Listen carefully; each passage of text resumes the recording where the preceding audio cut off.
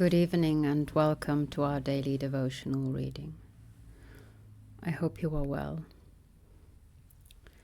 Let's try to let our bodies relax, make ourselves susceptible.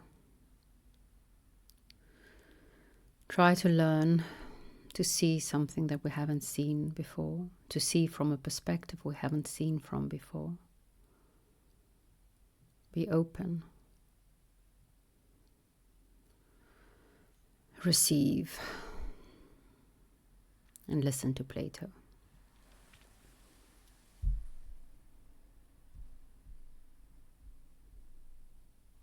Stranger. There can be no doubt that legislation is in a manner the business of the king, and yet the best thing of all is not that the law should rule, but that a man should rule, supposing him to have wisdom, phronesis, and royal power. Do you see why this is? Why?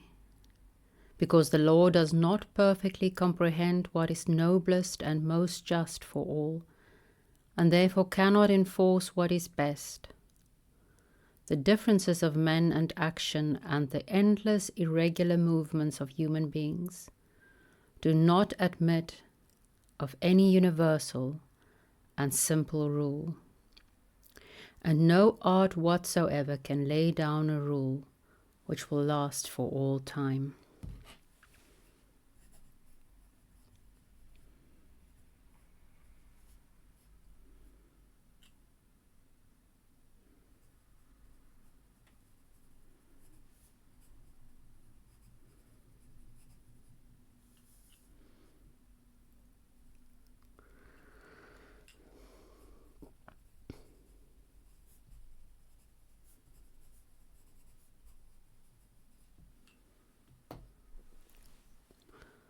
Young Socrates, of course not.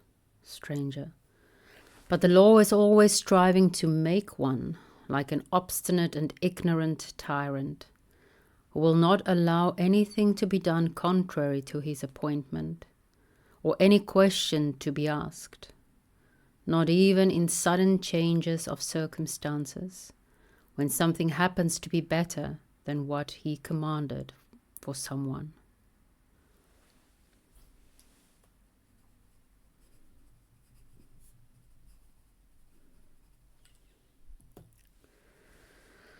Certainly, the law treats us all precisely in the manner which you describe.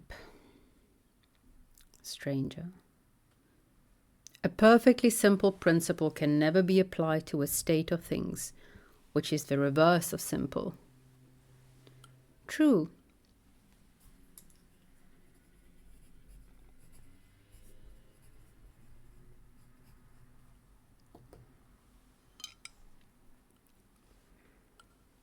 Then, if the law is not the perfection of right, why are we compelled to make laws at all? The reason of this has next to be investigated. Certainly.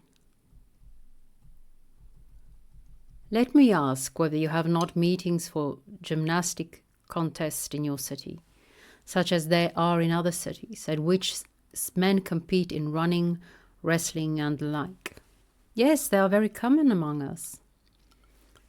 And what are the rules which they are enforced on their pupils by professional trainers or by others having similar authority? Can you remember? To what do you refer? The training masters do not issue minute rules for individuals, or give every individual what is exactly suited to his constitution. They think that they ought to go more roughly to work and to prescribe generally the regimen which will benefit the majority. Very true.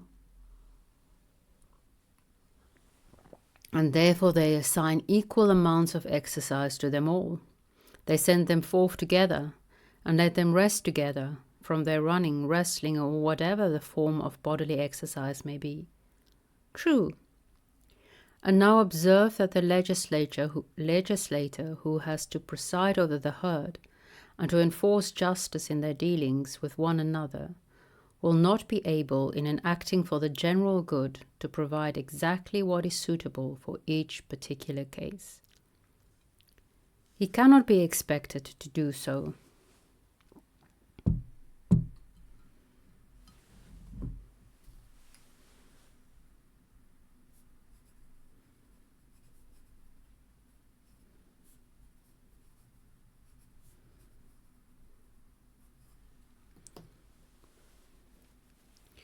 He will lay down laws in a general form for the majority, roughly meeting the cases of individuals, and some of them he will deliver in writing, and others will be unwritten, and these last will be traditional customs of the country.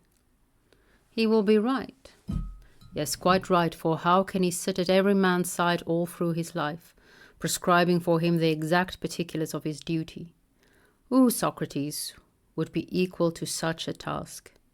No one who really had the royal science, if he had been able to do this, so noble knowledge, I assume, would have imposed upon himself the restriction of a written law. If you have noble knowledge,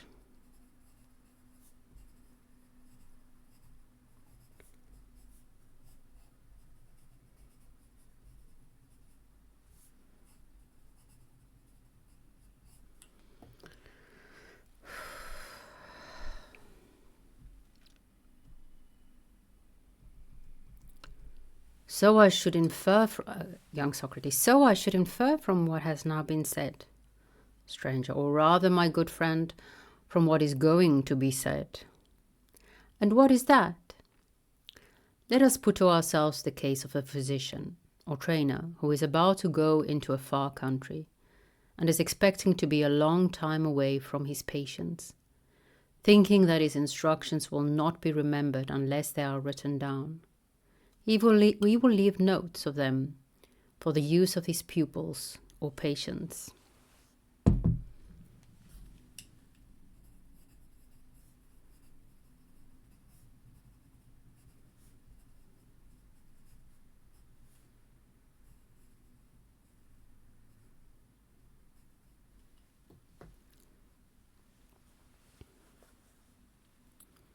True. But what would you say if he came back sooner than he had intended, and owing to an unexpected change of the winds or other celestial influence, something else happened to be better for them? Would he not venture to suggest this new remedy, although not contemplated in his former prescription? Would he persist in observing the original law, neither himself giving any new commandments, nor the patient daring to do otherwise than was prescribed, under the idea that this course only was healthy and medicinal, all others noxious and heterodox? Viewed in the light of science and true art, would not all such enactments be utterly ridiculous? Utterly.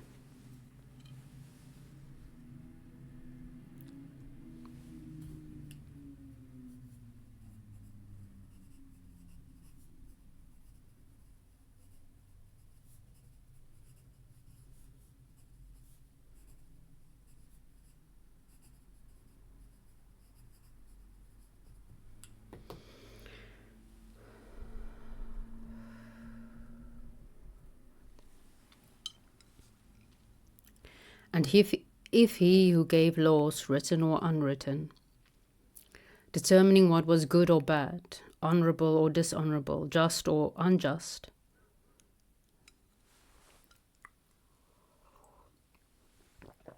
to the tribes of men who flock together in their several cities, and are governed in accordance with them, if, I say, the wise legislator was suddenly to come again, or another like to him, is he to be prohibited from changing them? Would not this prohibition be in reality quite as ridiculous as the other? Certainly. Do you know a plausible saying of the common people which is in point? I do not recall what you mean at the moment. They say that if anyone knows how the ancient laws may be improved, He must first persuade his own state of the improvement, and then he may legislate, but not otherwise. And are they not right?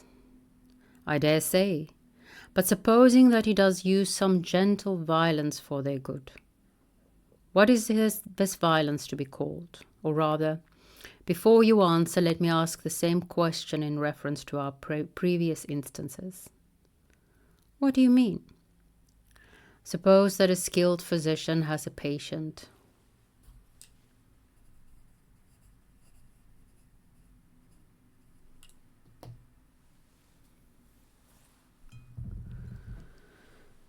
Of whatever sex or age, whom he compels against his will to do something for his good, which is contrary to the written rules. What is this compulsion to be called? Would you ever dream of calling it a violation of the art, or a breach of the laws of health? Nothing could be more unjust than for the patient to whom such violence is applied, to charge the physician who practices the violence which wanting skill or aggravating his disease. Most true. In the political art, error is not called disease, but evil or disgrace or injustice. Quite true. And when the citizen, contrary to law and custom, is compelled to do what is juster and better and nobler than he did before, the last and most absurd thing which he could say about such violence is that he has incurred disgrace or evil or injustice at the hands of those who compelled him.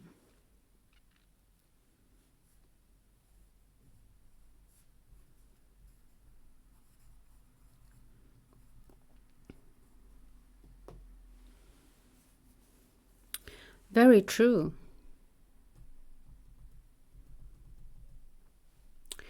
And shall we say that the violence, if exercised by a rich man, is just, and if by a poor man unjust?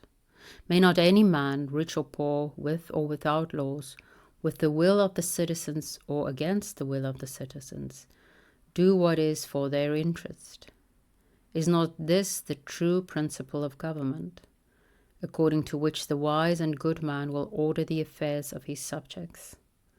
As the pilot, by watching continually over the interests of the ship and of the crew, not by laying down rules, but by making his art a law, preserves the life of his fellow sailors. Even so, and in the self-same way, may there not be a true form of polity, created by those who are able to govern in a similar spirit, and who show a strength of art which is superior to the law?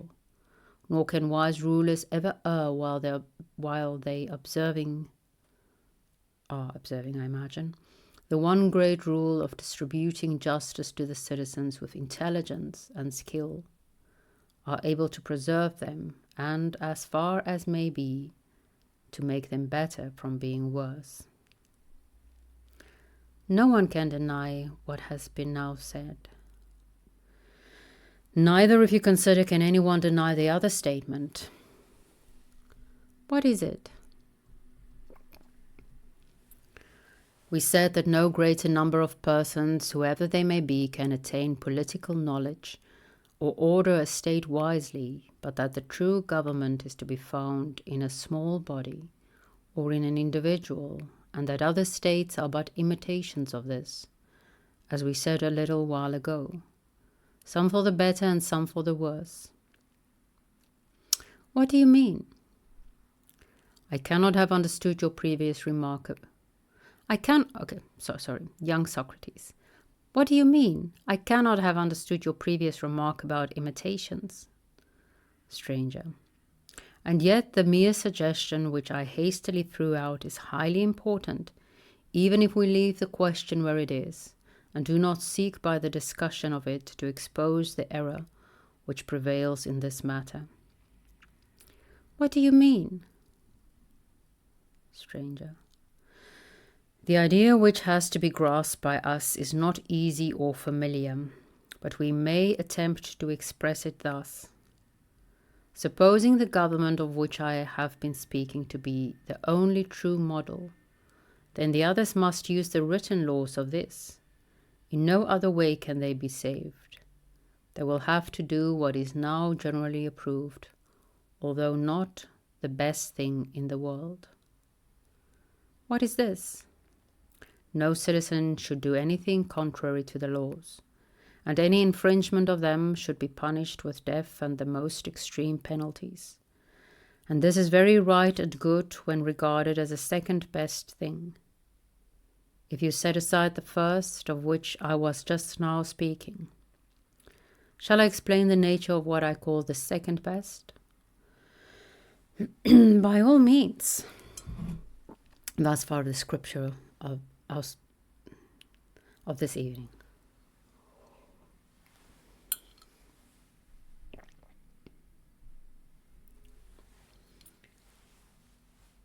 I'm going to ignore the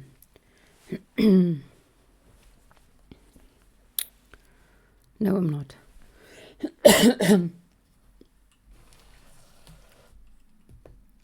So phronesis, this text is dealing mostly with phronesis. It does also use the Greek word for wisdom, which is phronesis. No universal or simple rule, and hence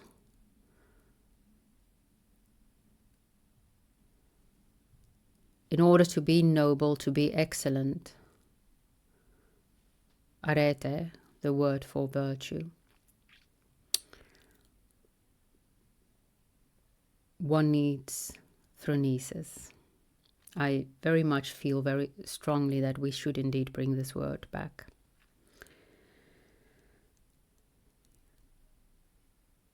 I know John, but he connects it to relevance realization, of course. Goes always through simple rules like be kind. And then he lists various different ways. Okay, be kind sounds easy, but should I be kind to my partner the same way I'm kind to a stranger? Should I be kind to a stranger the same way I am kind to a dog? Should I be kind to a dog the same way I am kind to my colleagues? No, of course not. Should I be kind to my colleagues during a party the way that I'm kind to them when we're struggling with a problem at work? No. So every single situation in life calls for phronesis, for knowing what is the best thing to do here, now. And there cannot be any rule book that can tell us that, because situations tend to be quite unique.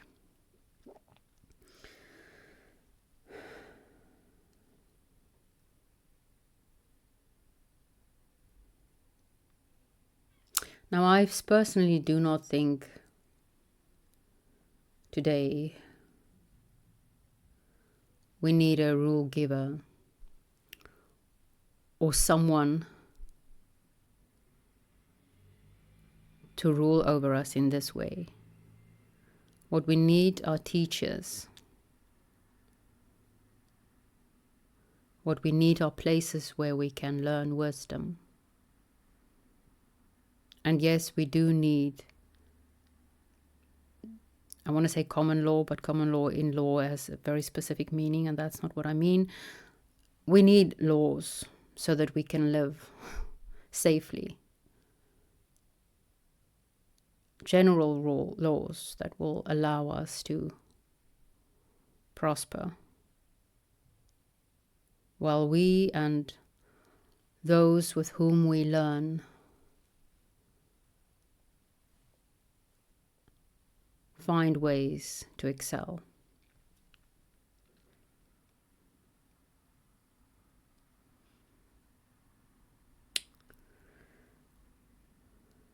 I am obviously against this idea of violence being used. our history is full of revolutions and violent revolutions.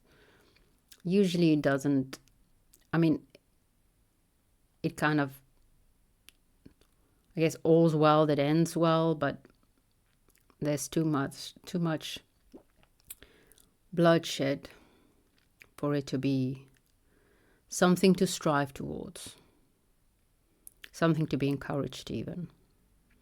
Any one man who thinks he has the right to tell others what to do. No.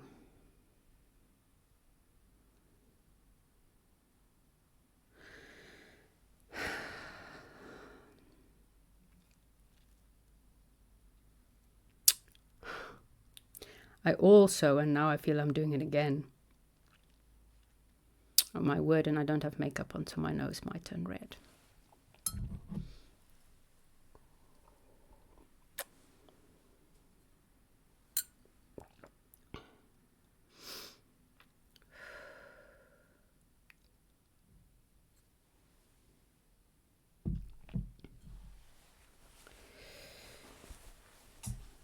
I was moved by the passage on noble knowledge as opposed to written law, and how it is utterly ridiculous to cling to past prescriptions,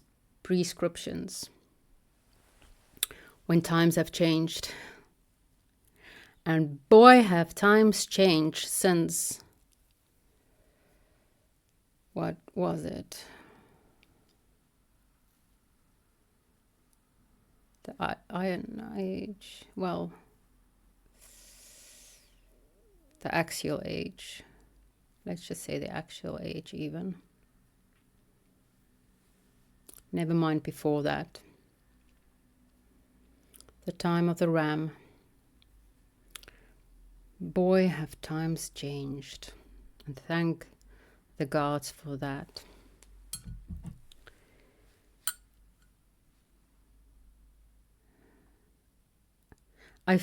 I understand the longing for, oh, it sounds so weird in English in my head. Vleispotte van Egypte in my own language. The meat pots of Egypt. I understand it. And if the desert is too much of a challenge for you, if you have friends like Job who insist that you're being punished,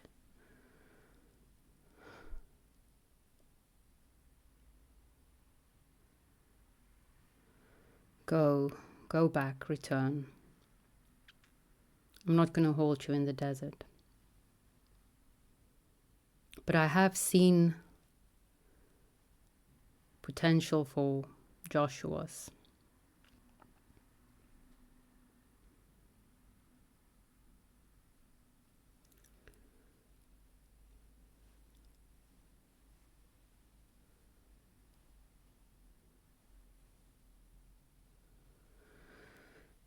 I think it would be best for humankind if we rewrite our story. I was listening to, I will share it because I'm so bad with the man. I've seen him, but Georgia, blah, blah, blah. I will link it. And he speaks of, he calls himself a Christian atheist or a mystical materialist. And yet he speaks of the time of the Spirit in a way. And I do need to discuss this with one of my friends from varsity, Corneille.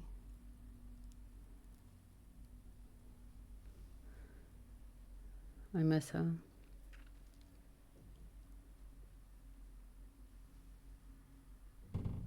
And how the cross is the end of that which is other.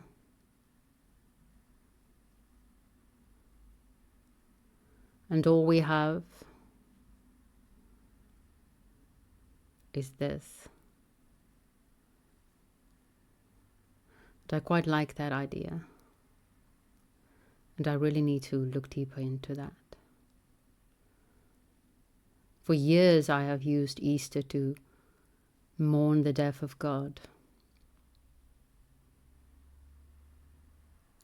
not knowing what I was doing. But it does relate to this, I think.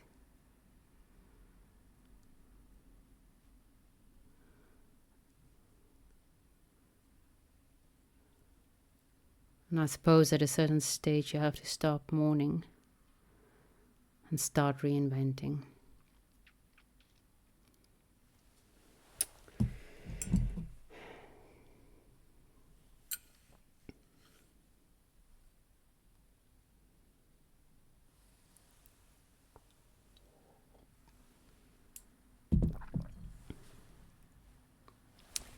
May the spirit of Sophia be with you, be with us.